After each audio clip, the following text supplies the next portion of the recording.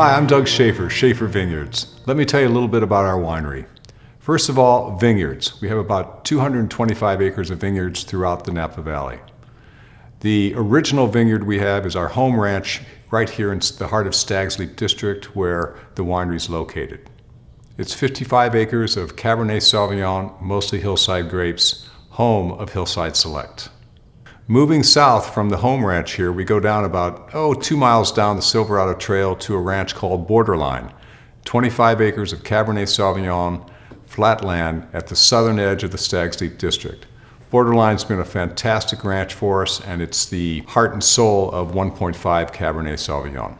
Moving south from Borderline, out of the Stag's Leap District, we come to an area called the Oak Knoll region. This is all on the Silverado Trail. We have about 50 or 60 acres of grapes. We grow some Cabernet Sauvignon, some Syrah, Petit Syrah, Malbec, and some Merlot. Heading further south from that Oak Knoll region, we go all the way down to the Carneros region, which is south of Napa, just north of the northern part of the San Francisco Bay. Carneros is a beautiful area for growing Chardonnay and Pinot Noir, nice and cool. There we have our Red Shoulder Ranch, 60 acres of Chardonnay, which is the heart and soul and the source of our Red Shoulder Ranch Chardonnay. The winery itself is located right here on the home ranch in the heart of Stag's Leap District. My dad built the first building in 1980, but going back a few years before that, he moved us out from Chicago in 1973 to this home ranch, where over 6, 7, 8 years he replanted the vineyard and made it all Cabernet and started developing our hillside Cabernet blocks. In fact, his first Cabernet was a 1978 vintage, all sourced from a brand new hillside vineyard he planted in 1974. Welcome to Shafer Vineyards.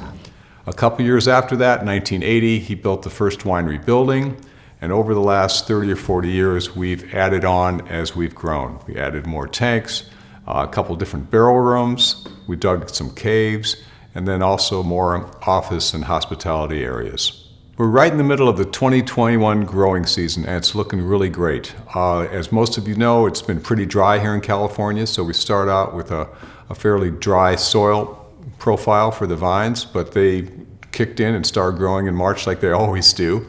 Had very little, if any, frost, so no damage there. Some wonderful flowering and some great weather for flowering and fruit sets. So we've got a good looking crop out there. We're excited about it. We're able to irrigate our vines, so even though we have these nice warm summers, we can keep the vines happy with irrigation. And looking forward to cranking through the rest of the season and picking some beautiful grapes. So a quick recap on the last 2 or 3 vintages, because people are always curious about that. 2017, a fairly dry year, so crop size was down a little bit. Yields were a little lower than normal, smaller berries, but some really good quality wines. We like 17 a lot. In fact, we think it's kind of a cross between 14 and 15. 14 was great aromatically, 15 was a little more tannic, if you will. So 17 seems to be almost a cross between those 2 vintages. 18 was a beauty, long and cool. We love long and cool seasons here in Napa. And it was a big crop. We had a lot of fruit out there. But again, plenty of warmth at the harvest time to get everything ripe. Came in, we had a lot of wines to choose from to make our final blends. And it's the wines, 18 wines are just incredibly aromatic, just jump right out of the glass. So very excited about the 18s. 19 vintage, very similar to 18. Another long, cool growing season. Not quite as heavy a crop, which was nice. It was a really good balance. But they're young, they're still in barrel, they're coming on. Aromatics look really great. So very excited about 19. Think we might have a couple back-to-back classic Napa Valley vintages with 18 and 19. Now to all our wines. Starting out, we've got the 2019 Red Shoulder Ranch Chardonnay. This is the one white wine we make.